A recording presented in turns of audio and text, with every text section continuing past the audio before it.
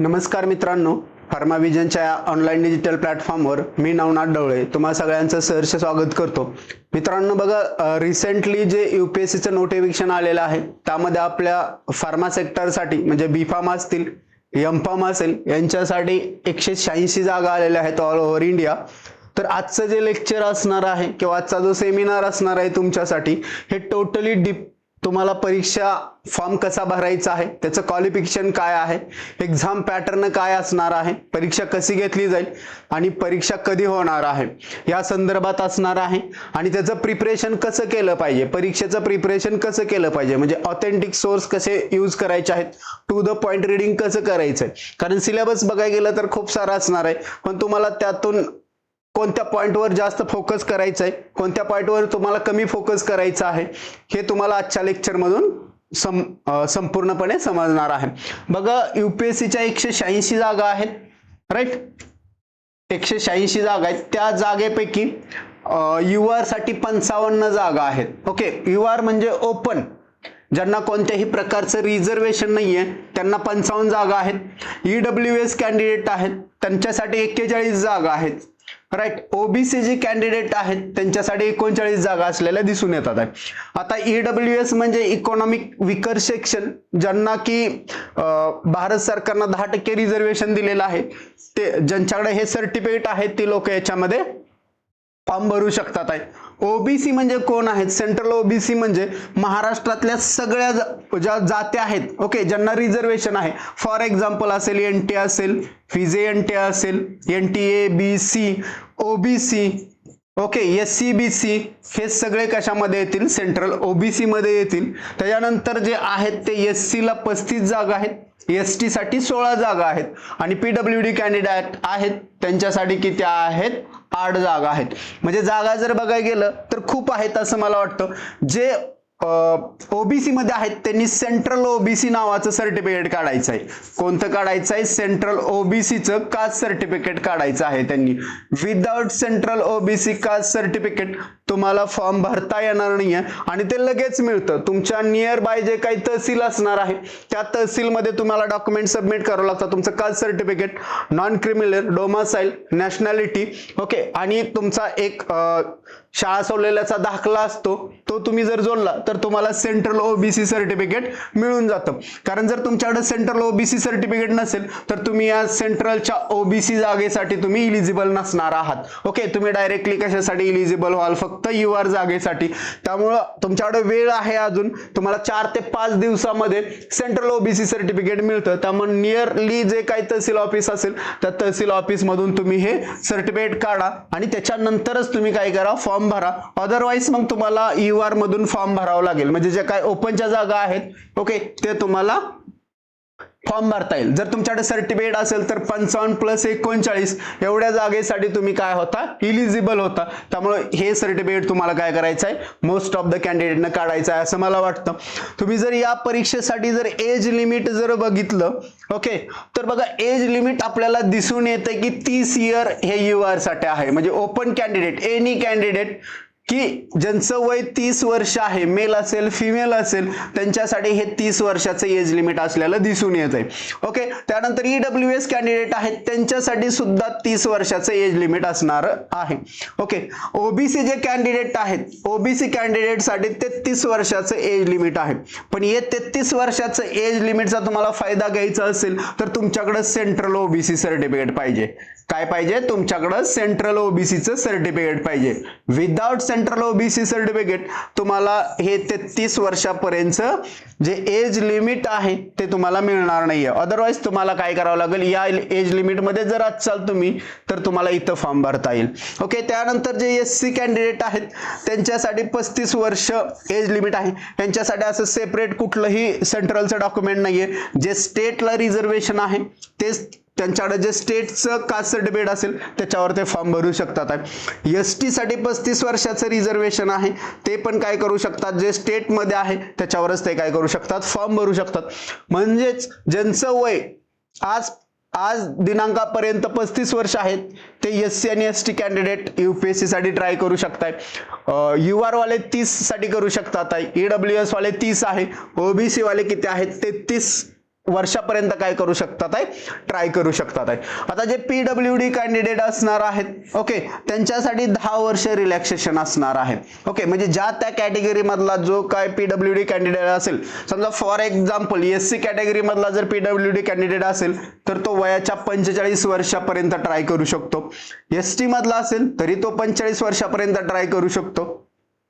OBC मधला असेल तर तो 43 वर्षापर्यंत करेल. UR आणि EWS मधला काय करेल, 40 वर्षापर्यंत तो काय करू शकतो, फॉर्म भरू शकतो. म्हणजे हे काय आहे तर तुमचं एज लिमिट काय आहे याच्याबद्दलची माहिती होती. तुमचं जर पे मॅट्रिक्स बघितलं 7th पे नुसार 8 लेवलचं जे काय पे मॅट्रिक्स असणार आहे, म्हणजेच कुठलं गॅजेटेड क्लास 2 चं जे नॉन मिनिस्ट्रियल पोस्ट आहे ड्रग इन्स्पेक्टर, हे non ministerial gazetted class 2 post आहे. आपण त्याला राजपत्रित अधिकारी असं म्हणतो. ती ही पोस्ट आहे. असं मला वाटतंय की MPSC आणि UPSC मधून खूप चांगली भरली जाणारी पोस्ट म्हणजे कोणत्या आहेत तर ड्रग इन्स्पेक्टर आहे आणि फार्मा सेक्टर मधली सगळ्यात चांगली पोस्ट असेल असं मला वाटतं.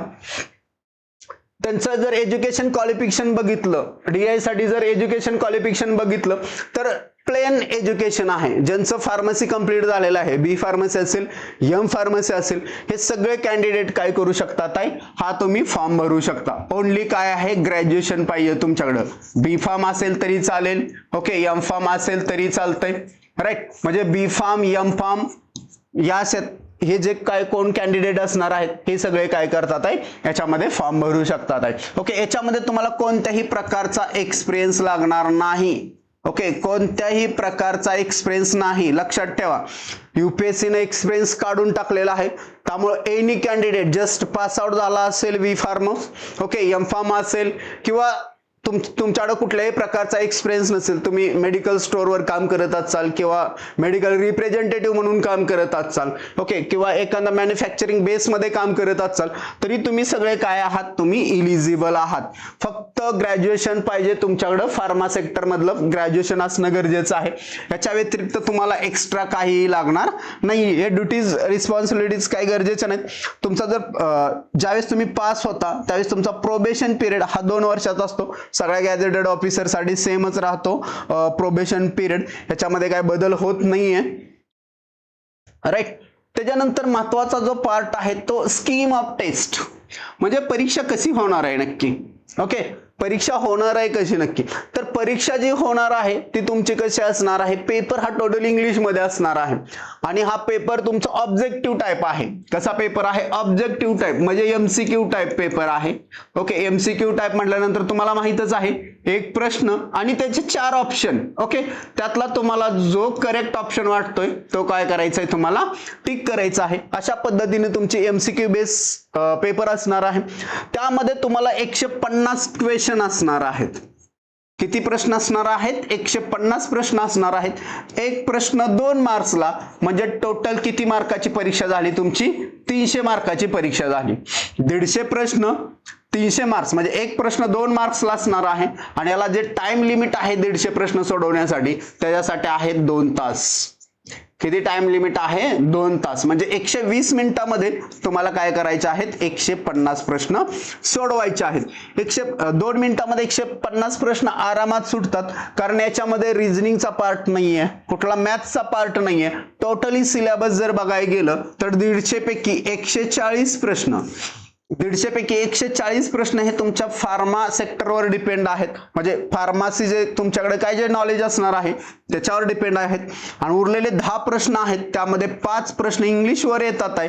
ओके, आणि दुसरे 5 प्रश्न आहेत ते कॉम्प्युटरवर येतात आहे. ओके, इंग्लिश का तर जस्ट तुम्हाला समानार्थी विरोधार्थी शब्द काय असतात, एरर काय असतो याच्या रिलेटेड आहे, फ्रेजेस काय आहेत त्याच्या रिलेटेड तुम्हाला हे 5 प्रश्न येतात आहे. नेक्स्ट जे 5 प्रश्न आहेत तुमचे कॉम्प्युटरचे, जे तुम्ही डिग्रीला शिकला असाल, कॉम्प्युटर ऍप्लिकेशन नावाचा सब्जेक्ट, त्यातले हार्डवेअरवर तुम्हाला प्रश्न विचारतात आणि languages used in the computer, okay, त्याच्यावर तुम्हाला ते 5 प्रश्न विचारले जातात आहे.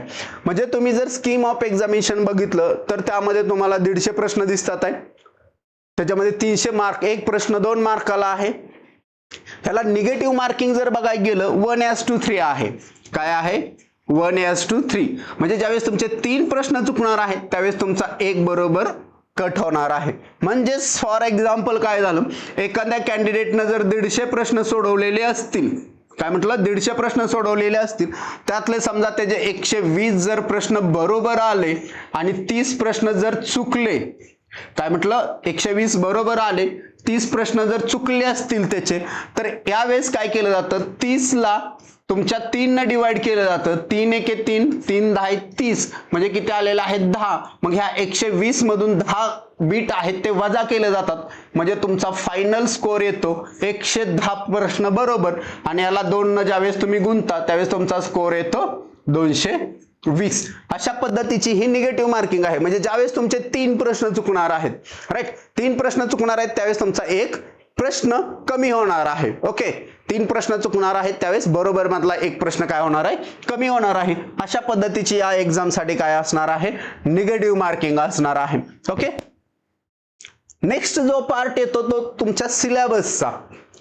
तुमच्या परीक्षेसाठी सिलेबस काय असणार आहे, तुम्हाला एका सेंटेन्स मध्ये सिलेबस दिलेला आहे, पण त्याचा जर मतितार्थ बघितला तर खूप इझी आहे. खूप छोटे सब्जेक्ट आहेत की असं काय लय आवाडवे वाचायचं आहे, सगळंच वाचायचं आहे असं नाहीये.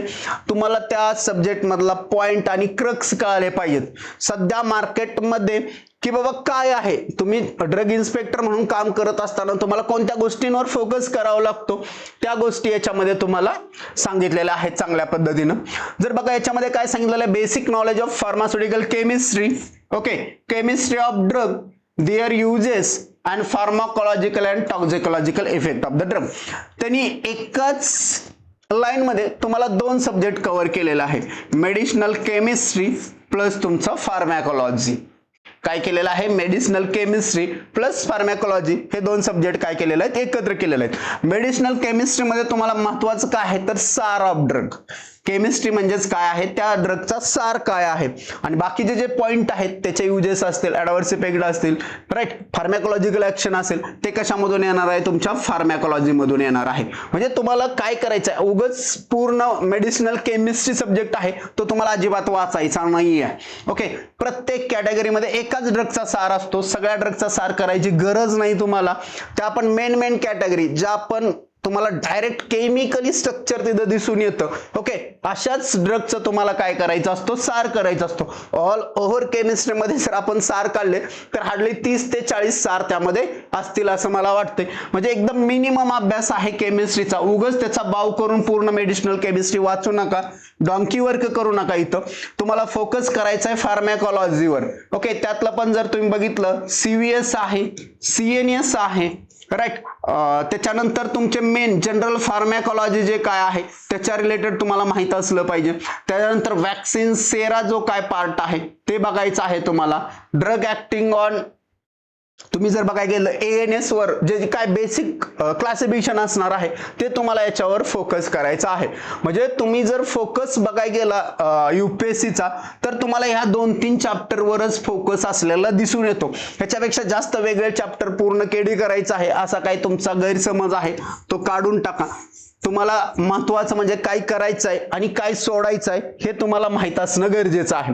त्याच्यानंतर जो पार्ट येतो जो knowledge in manufacturing and evolution of pharmaceutical doses form. Okay, आता manufacturing and evolution of pharmaceutical doses form म्हणजेच काय. ओके, तर तुम्हाला याच्यामध्ये सुटिक्सचा पार्ट येतो, सुटिक्स आणि टेक्नॉलॉजी.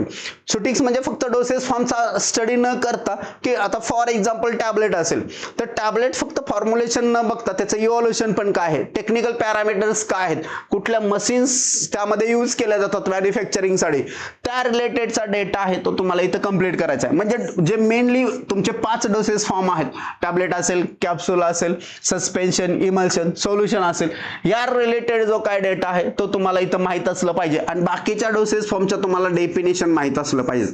टॅबलेट, कॅप्सूल, सस्पेन्शन आणि इमल्शन या हे जे 4 गोष्टी आहेत इन डिटेल तुम्हाला माहित असावेत, त्यावरच तुम्हाला प्रश्न फ्रेम होतात आहे.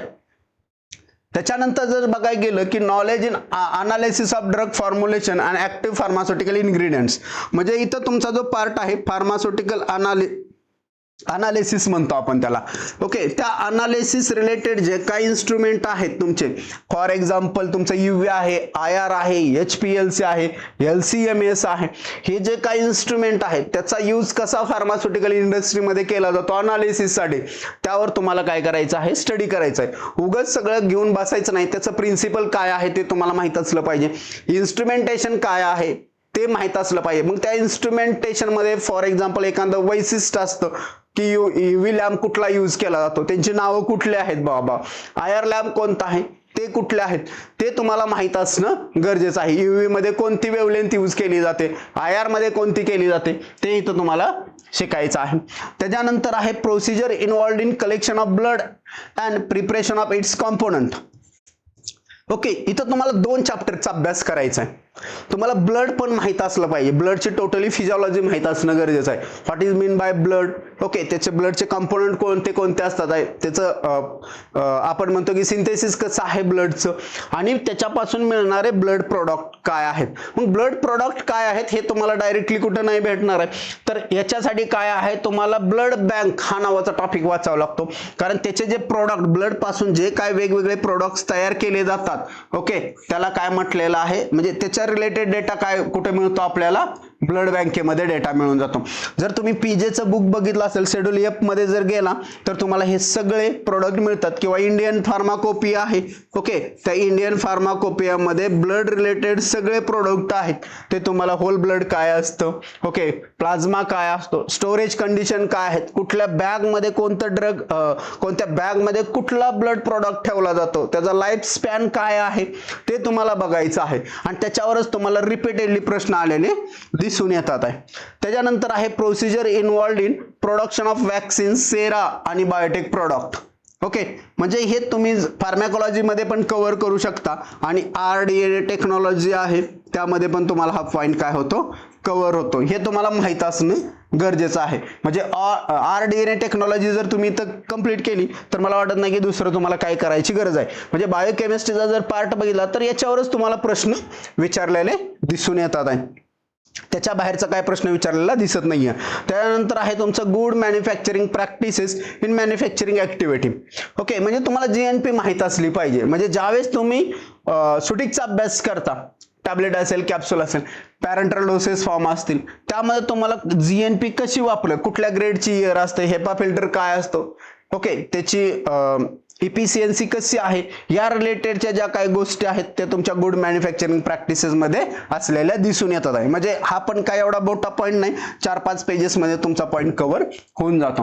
ओके, त्यानंतर गुड लॅबोरेटरी प्रॅक्टिसेस आहे की लॅबोरेटरीमध्ये कसं प्रॅक्टिस चालतं हे तुम्ही जर शेड्यूल बघितले, ओके, GNP आणि GLP साठी जर PJ मधले जर शेड्यूल जर बघितले तर तिथून तुमचा पूर्ण हे दोन्ही पॉईंट कव्हर होतात, आणि त्या पॉईंट मध्येच सगळा डेटा दिलाय तुम्हाला. सुटिकचं पुस्तक वापरायची गरज आहे ना दुसरं काय वापरायची गरज आहे. ते 2 शेड्यूल जर व्यवस्थित केले GLP आणि GNP चे तर तुमचे हे 2 पॉईंट खूप चांगल्या पद्धतीने होतात, आणि त्या दोन्ही शेड्यूल मध्ये टोटली डेटा तुम्हाला दिलेला आहे. वेर्ड काही त्यामध्ये अभ्यास करू नका.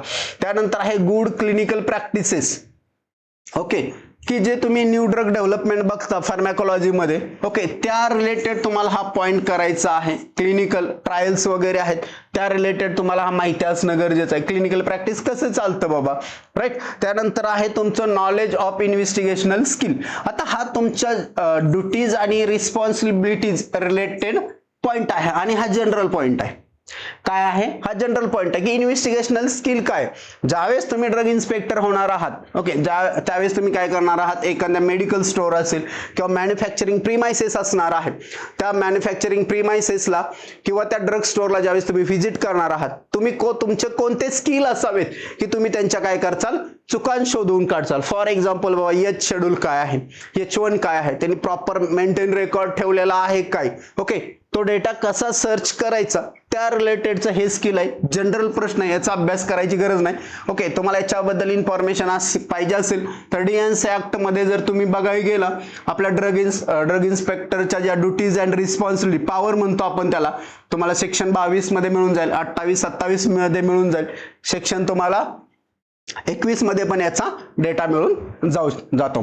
त्यानंतर आहे drug and cosmetic act rule with respect to clinical trials. Okay, म्हणजे इथं तुम्हाला DNC ऍक्ट तर पूर्ण करायचंच आहे. ओके, प्लस त्याच्या व्यतिरिक्त अजून काय करायचं आहे तर क्लिनिकल ट्रायल्स रिलेटेड जे काय शेड्यूल वाय आहे तुमचं. Okay, clinical trials related schedule जे काय वाय आहे त्याबद्दलचा तुम्हाला डेटा माहित असणं गरजेचं आहे, कारण त्यांनी स्पेसिफिक मेन्शन केलेलं आहे. कारण CDSCOचा ड्रग इन्स्पेक्टर आहे, त्याच्याकडे पॉवर जास्त आहे, त्याचं वर्क कॅपॅसिटी बघितली तरी जास्त आहे. ओके, त्याला जास्त एरियात काम करायचं आहे, त्यामुळे त्याला क्लिनिकल ट्रायल्सच्या सुद्धा गोष्टी माहित असणं गरजेचं आहे. त्याच्यानंतर आहे तुमचं manufacturing sale import of drug. म्हणजेच काय आहे याच्यामध्ये मॅन्युफॅक्चरिंग तुम्हाला सगळ्यांना माहित आहे की मॅन्युफॅक्चरिंग साठी कोणकोणते फॉर्म असतात. म्हणजे एखाद्याला मॅन्युफॅक्चरिंग प्लांट टाकायचा आहे तर तो प्लांट टाकण्यासाठी त्याच्याकडे कोणत्या लायसन्स असल्या पाहिजेत. ओके, ब्लड प्रोडक्ट साठी कुठल्या पाहिजेत, पॅरेंटल कुठल्या कोणत्या आहेत, लोन लायसन काय असते, राईट, किंवा तुम्ही जनरल लायसन बाबा नॉर्मल ड्रग साठी कुठली लायसन आहे, हे सगळे याच्यामध्ये तुम्हाला फॉर्म आणि त्याच्या लायसन हे माहित असणं गरजेचं आहे. सेल म्हणजे जे आपली कम्युनिटी फार्मसी, जे की आपण मेडिकल सुरू करतो त्यासाठी कुठल्या कुठल्या फॉर्म मध्ये लायसन असतं, VCF काय आहे, 20G काय आहे, राईट, 20B काय आहेत, ह्या ज्या सगळ्या लायसन आहेत त्या सेल मध्ये येतील. तुम्हाला इम्पोर्ट साठी पण तुम्हाला आहेत सगळ्या लायसन. ओके, 8 ते 12 मध्ये तुम्हाला फॉर्म नंबर 8 ते 12 मध्ये सगळ्या इम्पोर्टच्या लायसन मिळून जातात आहे. सेलच्या तुम्हाला 20 ते 22 मध्ये मिळून जातात आहे. मॅन्युफॅक्चरिंगच्या तुम्हाला 24 ते 28 मध्ये सगळ्या लायसन्स मिळून जातात आहे. करेक्ट, फॉर्म नंबर हे सगळे फॉर्म नंबर आहेत, त्यामध्ये तुम्हाला हे सगळा डेटा मिळून जातो. त्याच्यानंतर 2 रूल करायचे आहेत तुम्हाला, मेडिकल डिव्हाइसेस रूल जो आता नवीन आलेला आहे, ओके, आणि कॉस्मेटिक रूल. हे दोन्ही रूल तुम्हाला काय करायचे आहेत, कव्हर करायचे आहेत. मेडिकल डिव्हाइसेसचे टाईप काय आहेत, ओके, त्यांचं मॅन्युफॅक्चरिंग, इम्पोर्ट सगळ्याच गोष्टी तुम्हाला काय करायच्या आहेत त्यामध्ये बघायच्या आहेत. आणि कॉस्मेटिकचं पण त्याच अँगलनं बघायचं आहे. म्हणजेच हा जो पॉइंट आहे तुमचा 10 नंबरचा, हा तुमच्या डायरेक्ट कशाला रिलेट करतोय, फार्मास्युटिकल ज्युरिस्प्रुडन्स. आणि त्यातला एकच मेन टॉपिक मला दिसून येतोय, DNC ऍक्ट. ओके, तुम्ही DNC ऍक्ट जर व्यवस्थित केला तर हे सगळे पॉइंट काय होतात तुमचे कव्हर होतात. फक्त एक्स्ट्रा 2 तुम्हाला लॉ करावं लागतील, मेडिकल डिव्हाइसेस आणि कॉस्मेटिक रूल. हे दोन्ही जर रूल केले तर म्हणजे PJ तुमचा हार्डली 3 दिवसामध्ये तुमचा हा पॉइंट कव्हर होतो. एवढा इझी आहे, राईट. DNC ऍक्टला 1 दिवस लागतो, मेडिकल डिव्हाइसेसला 1 लागतो, कॉस्मेटिक रूल्स आहेत त्याला पण काय लागतो, 1च दिवस लागतो. म्हणजे हार्डली 3 दिवसामध्ये तुमचा हा पॉइंट कव्हर होतो. त्याच्यानंतर आहे बेसिक प्रिन्सिपल ऑफ बायोफार्मास्युटिक्स आणि फार्माकोकायनेटिक्स. ओके, तुम्ही डिग्रीला ज्यावेळेस फायनल इयरला असता त्यावेळेस तुम्हाला हा सब्जेक्ट येतो. हा सब्जेक्ट फायनल इयरला असतो की तुम्ही सगळं नॉलेज घेतलेलं आहे, बॉडी सिस्टमचं नॉलेज घेतलेलं आहे, तुम्ही ड्रगचं नॉलेज घेतलेलं आहे, ड्रगच्या केमिस्ट्रीचं नॉलेज घेतलेलं आहे. मग तो ऍक्च्युअली बॉडीमध्ये काय करतोय, ओके, रिसेप्टर लेवलला जाऊन तो ड्रग काय करतोय नक्की, की बॉडीवर त्याचा इफेक्ट काय आहे किंवा बॉडी ड्रगवर काय इफेक्ट करते, हे कशामध्ये शिकताय तुम्ही, बायोफार्मास्युटिक्स मध्ये शिकताय. ओके, त्यामुळे हा पण एक सब्जेक्ट खूप महत्वाचा आहे. ह्याच्यावर पण तुम्हाला प्रश्न आलेले दिसून येतात आहे. सेकंड लास्ट आणि लास्ट पॉइंट काय आहे बघा, basics knowledge of computer application. Okay, कॉम्प्युटरचं काय आहे याच्यामध्ये बेसिक ऍप्लिकेशन काय आहे ते तुम्हाला इथं विचारलेलं दिसून येत आहे. त्याच्यानंतरचा जो, आणि हे तुम्हाला डिग्रीला झालेलं बेसिकच आहेत, लँग्वेज काय आहेत, HTML काय आहे हे तुम्हाला इथं बघून घ्यायचं आहे. इंग्लिश लँग्वेज प्रोफिशियन्सी टेस्ट मध्ये काय सांगितलेलं आहे की तुम्हाला समानार्थी आले पाहिजेत, विरोधात एक बेसिक इंग्लिश समजलं पाहिजे. एररवर एक प्रश्न येऊ शकतो तुम्हाला, फ्रेजेसवर एखादा प्रश्न येऊ शकतो. ओके, अशा पद्धतीने तुमचा सिलेबस आहे तो काय केलेला आहे, डिवाइड केलेला आहे. आणि तुमची येणारी जी काही परीक्षा असणार आहे, ओके, ती परीक्षात मला असं वाटतंय की डिसेंबरच्या दरम्यान कुठेतरी तुमची परीक्षा होईल असं मला 100% वाटतंय. म्हणजे नियर अबाउट तुमच्याकडे 6 महिन्याचा टाइम आहे असं कन्सिडर करून चला. त्याच्या अगोदर तर परीक्षा होणार नाहीये, मिनिमम 6 महिने असतील, मॅक्झिमम त्याच्या पुढे पण जाऊ शकतं, पण मिनिमम 6 महिने आहेत. नियरली 100% डिसेंबर मध्ये तुमची परीक्षा होईल, यात काही शंका नाही, राईट. ज्यांना कोणा तयारी करायची आहे त्यांच्यासाठी आपली UPSC ड्रग इन्स्पेक्टर बॅच आहे, राईट. आता जरी रिसेंट तुम्ही रिझल्ट बघितला असेल MPSC चा, तर त्या MPSC मध्ये माझं नाव आहे. त्यामध्ये माझ्या बॅचचे 19 पैकी 11 कॅन्डिडेट किती 19 पैकी 11 कॅन्डिडेट. ती बॅच कमर्शियल ठेवली नव्हती आपण, कारण मला टाइम लिमिट होता खूपच कमी, कारण त्या बॅचचं लेक्चर रात्री 11ला किंवा 12ला सुरू व्हायचं आणि ते लेक्चर पहाटे 3-4 पर्यंत चालायचं. त्यामुळं सगळ्या कॅन्डिडेटसाठी ते टाइम सुटेबल नव्हता. त्यामुळे म्हणजे काही सिलेक्टिव्ह कॅन्डिडेट होते, ओके, त्यांच्यासाठी इंडस्ट्रियल जे काम करणारे कॅन्डिडेट होते त्यांच्यासाठी ही बॅच ठेवली होती फक्त, की याचं कुठल्याही पद्धतीचं कमर्शियल बॅच नव्हती. पण यावेळेची जी काही UPSCची बॅच असणार आहे ती कमर्शियल असणार आहे. ओके, तुम्ही कोणालाही बी बॅच मिळून जाईल, राईट. त्यामुळं तुम्ही जर रिझल्टचं पर्सेंटेज बघत असाल तर मला वाटतं की फार्मा व्हिजन सारखं रिझल्टचं पर्सेंटेज कुठंच नाहीये, कारण मी स्वतः सुद्धा त्यामध्ये पास आहे. आणि तुम्ही जर महाराष्ट्राचा टॉपर जरी बघचाल तरी मला असं वाटतंय 99.99% किंवा 100% म्हटला तरी काय हरकत नाहीये, तो फार्मा व्हिजनचाच टॉपर असेल यातील मात्र मला शंका नाहीये. कारण 157.5, ओके, MPSC मध्ये 157.5 मार्काचा फार्मा व्हिजनचा टॉपर आहे. आणि जे तुम्हाला 19 कॅन्डिडेट सांगितलेले आहेत ते सगळे रेकॉर्डिंग मध्ये आहेत. तुम्ही ज्यावेळेस लेक्चर्स बघचाल त्यांची नावं पण घेतलेले आहेत मी, राईट. असं काही नाही की खूप सारे कॅन्डिडेट होते आणि त्यातून तुमचा फक्त तेवढा रिझल्ट आलाय. फक्त 19 कॅन्डिडेट होते आणि सगळे वर्किंग प्रोफेशनचे होते, ओके, सगळे वर्किंग, कोणी घरी बसून अभ्यास करणारा नव्हता फुल टाइम. आणि जे पण काय फेल झालेत किंवा जे काय 8 कॅन्डिडेट पास नाही झाले ते त्याचं रिझन फक्त त्यांना पेपर मॅनेज झाला नव्हता, त्यामुळे फक्त त्यांना मार्क्स कमी पडलेत.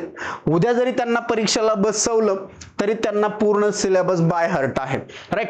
म्हणजे त्यामध्ये काय करून घेतलं होतं तर त्यांच्याकडून रॅपिड फायर होता, त्यांना टू द पॉइंट कन्सेप्ट शिकवले होते सगळे, ओके.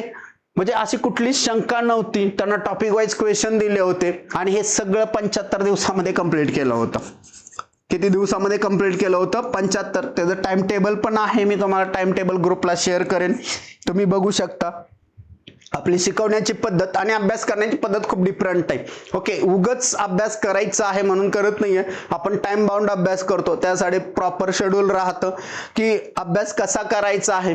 उगच घेतलाय आणि त्याला जर अभ्यास करायला लागला तुम्ही, त्याला प्रॉपर रिव्हिजन नाही दिली तर तुम्ही काय करू शकत नाही, आउटपुट येत नाही. कारण परीक्षा झाल्यानंतर तुम्हाला एकच शंका दिसून येते की सगळं वाचलं होतं पण रिकॉल झालेलं नाहीये, ओके. मग वाचत असताना रिकॉल कसं करायचं, हे टेक्निक्स आहेत ते तुम्हाला बॅचच्या कॅन्डिडेटला 100% मिळतील मला असं वाटतंय. कारण जोपर्यंत तुम्ही इंटरमिडिएट रिव्हिजन आणि काय सब्जेक्ट झाल्यानंतर त्याला होल रिव्हिजन देत नाहीये आणि त्या पद्धतीने तुम्ही सिलेबस कंप्लीट करत नाही, तोपर्यंत तुम्हाला रिझल्ट येणं खूप अवघड आहे मित्रांनो. त्यासाठी रिझल्ट आणणं, ओके, हे फार्मा व्हिजनचं काम आहे. कारण 19 पैकी जर 11 कॅन्डिडेट पास होत असतील आणि ऑलरेडी मी वर्किंग मधला आहे, ओके, ॲज ए GST इन्स्पेक्टर म्हणून महाराष्ट्र शासनामध्ये काम करतोय, राईट. आणि हे करत असताना सुद्धा मी DI ची परीक्षा काय केलेलं आहे, क्रॅक केलेलं आहे, त्यामध्ये माझं सुद्धा नाव आहे. म्हणजे जे पण काय कॅन्डिडेट आहेत, फक्त मी असं आलोय आणि तुम्हाला शिकवलंय की ज्याला काहीच अनुभव नाहीये असं नाहीये. MPSC मधला आणि UPSC मधला नियर अबाउट 13 वर्षाचा अनुभव आहे. किती वर्षाचा अनुभव आहे? 13 वर्ष स्पर्धा परीक्षा क्षेत्रामध्ये आहे. म्हणजे अशी परीक्षा नाही फार्मा सेक्टर मधली ती राहिलीय म्हणून, राईट. त्यामुळे मला असं वाटतं की तुमच्यासाठी खूप मोठी अपॉर्च्युनिटी असणार आहे फार्मा व्हिजनची बॅच जॉईन करण्यासाठी. आणि याची मिनिमम फीज ठेवलेली आहे तुम्हा सगळ्यांसाठी. तुम्ही बॅच जावा ॲपवर बघा, ओके, त्यामध्ये तुम्हाला सगळ्या गोष्टी दिसून येतील. तुम्हाला जर काय शंका असतील तर तुम्ही फोन करून विचारू शकताय. ॲपची लिंक आहे, ओके, ही ॲपची लिंक आहे, तुम्हाला ॲपच्या लिंकवरून पण मिळून जाईल. तुम्हाला डिस्क्रिप्शन जो असणार आहे व्हिडिओचा त्यामध्ये तुम्हाला ॲप लिंक मिळेल, टेलिग्राम लिंक मिळेल, ओके, यूट्यूब चॅनलची पण लिंक असणार आहे. तुम्हाला जर काय प्रॉब्लेम असतील तर हे 2 नंबर आहेत 24/7 तुमच्यासाठी अवेलेबल आहेत. या नंबरवर तुम्ही कॉन्टॅक्ट करून तुम्हाला काही जरी क्वेरी असतील तरी विचारू शकताय. नंबर आहेत 8888 47 19 21 आणि 7972 19 21 19. हे 2 नंबर आहेत, तुम्ही यांना 2 नंबरवर फोन करू शकता. टेलिग्राम चॅनलचं नाव आहे आपल्या फार्मा व्हिजन, टेलिग्रामचं नाव आहे फार्मा व्हिजन, ओके. या टेलिग्राम चॅनलला तुम्ही जॉईन व्हा, तुम्हाला डिटेल्स सगळे मिळतात आहे, ओके. त्यावर काय नवीन आपण उगच काय पण टाकत नाही, जे तुम्हाला लागणाऱ्या गोष्टी आहेत, ओके, त्याच गोष्टी फक्त तुम्हाला त्या चॅनलवर येतात. कुठल्याही अनवॉन्टेड मेसेज आहे तो कधीही तुम्हाला या ग्रुपला मिळत नाही. जे तुमच्या कामाचं आहे तेवढंच तुम्हाला इथं डेटा मिळून जातो. ॲप डाउनलोड करा. फार्माव्हिजन म्हणून ॲप आहे, त्या ॲप डाउनलोड करा. त्यामध्ये तुम्हाला कोर्सेस दिसतात आहे, तिथून तुम्हाला कोर्स बाय करायचा आहे. ओके, तो कोर्स बाय केल्यानंतर त्याचं जे काही स्क्रीनशॉट असणार आहे तुम्हाला किंवा चॅट बॉक्स मध्ये रिसीट येतं, ते जो हा नंबर आहे या नंबरवर तुम्हाला काय करायचं आहे, पाठवायचं आहे. जेणेकरून काय होईल, तुमचा जो टेलिग्रामचा जो प्रायव्हेट ग्रुप आहे त्या प्रायव्हेट ग्रुपमध्ये तुम्हाला ऍड केलं जातं आणि ह्या सगळ्या सिलेबसच्या नोट्स असतील, तुमच्या डेली लेक्चर्स लिंक असणार आहे. राईट, ह्या सगळ्या गोष्टी तुम्हाला काय मिळणार आहेत, तिथं मिळणार आहेत. ओके, आणि हे सगळे लेक्चर्स तुम्हाला लाईव्ह प्लस रेकॉर्डेड मध्ये आहेत. ओके, दोन्ही पद्धतीने अवेलेबल आहेत, लाईव्ह प्लस रेकॉर्डेड. राईट, मग लाईव्ह कसं होणार आहे, तर लाईव्ह हे फक्त वन वे नाही होणार आहे. आपलं लाईव्ह हे 2 वे असतं. 2 वे म्हणजेच कसं, तर तुम्हाला गुगल मीट वर लेक्चर्स होतात. तुमच्या काय शंका आहेत ते तुम्ही 1 to 1 विचारू शकता. असं नाही की तुम्हाला तिथं बोलायला संधी नाही, तुम्हाला तिथं बोलायला संधी आहे. राईट, तुमच्या ज्या काही शंका असतील त्या मांडायला संधी आहे आणि तिथल्या तिथंच त्या शंका काय करता येतात, तुम्हाला क्लिअर करता येतात. वन वे लेक्चर अजिबातच नाहीये, फक्त लाईव्ह सुरू आहे ऍप मध्ये आणि तुम्हाला काय बोलायला चान्सच नाहीये. ओके, शिकवणारा शिकवतोय आणि तुम्ही फक्त बघताय असं नसणार आहे. तुमच्या ज्या काही शंका आहेत त्या तिथंच क्लिअर केल्या जातात. त्यामुळं हे आपलं जे ड्युअल मोड आहे, म्हणजे तुम्हाला इंटरॅक्टिव्ह सेशन असतात. टोटली तुम्हाला काय प्रश्न पडतील, शिकवत असतानाच तुम्हाला प्रश्न सांगितले जातात की या पॉइंटवर अशा प्रकारचा प्रश्न पडू शकतो. ह्या सगळ्या गोष्टी काय केलेल्या आहेत, तुम्हाला तिथं सांगितलेल्या आहेत. ऍप डाउनलोड करा. ऍपवर तुम्हाला बॅच मिळेल, बॅचची फी तिथंच तुम्हाला कळेल की का आहे बॅचची फी तेवढी. एकदम रिझनेबल प्राइस मध्ये बॅच आहे. कोणाला मला वाटत नाही की काय प्रॉब्लेम असेल, तर कोणाला काय प्रॉब्लेम असेल तर तुम्ही या नंबरला कॉल करू शकताय दोन्ही. राईट, आणि तुम्ही अभ्यासाला सुरुवात करा, कारण अभ्यास असा काय जास्त अवघड नाहीये.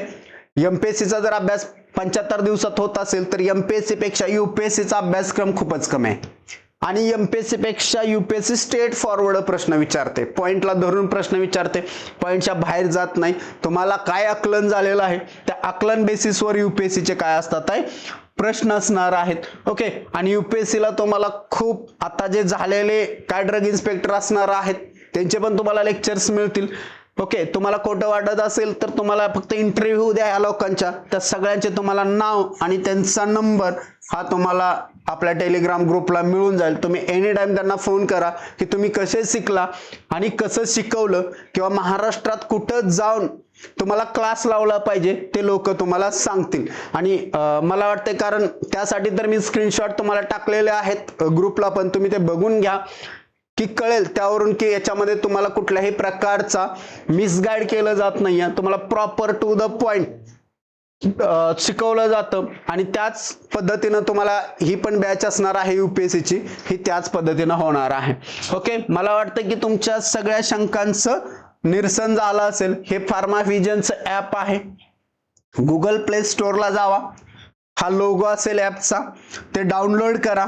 राईट, डाउनलोड केल्यानंतर तुम्हाला तिथं कोर्स दिसतील, त्यातला कोर्स तुम्हाला जो पाहिजे तो बाय करा. राईट, अशा पद्धतीनं मला वाटतंय सगळ्या शंका क्लिअर झाल्या असतील. अभ्यास करा, 6 महिने तर आहेत फक्त याच्या, आणि ही खूप मोठी संधी आहे. महाराष्ट्रातल्या मुलांचा ड्रॉबॅक असा आहे की ते तयारीच करत नाही. त्यांना असं वाटतं की परीक्षा खूप अवघड असतात. मला असं वाटतं की परीक्षा अजिबातच अवघड नसतात, फक्त तुमची तयारी आणि तुम्हाला जे मिळणारं मार्गदर्शन आहे ते तुम्हाला कमी पडतंय. तुम्ही, मला वाटतं मार्केटमध्ये जे काय तुम्हाला फेक सांगितल्या जातात त्या गोष्टींमुळे तुम्ही डायव्हर्ट होता, मग तुमचा वेळ निघून जातो आणि त्यामुळे काय होतंय की तुम्हाला तेवढं प्रॉपरली होत नाहीये. जर 19 पैकी 11 कॅन्डिडेट पास होत असतील आणि सगळे जॉब होल्डर आहेत, आणि असे काही कॅलिबर कॅन्डिडेट होते, असे नव्हते नॉर्मल कॅन्डिडेट ज्यांना डिग्रीला कधी फर्स्ट क्लास आला नव्हता, ते सगळे कॅन्डिडेट याच्यामध्ये तुम्हाला दिसून येतील. राईट, मला असं वाटतं की आपण थांबूया. धन्यवाद.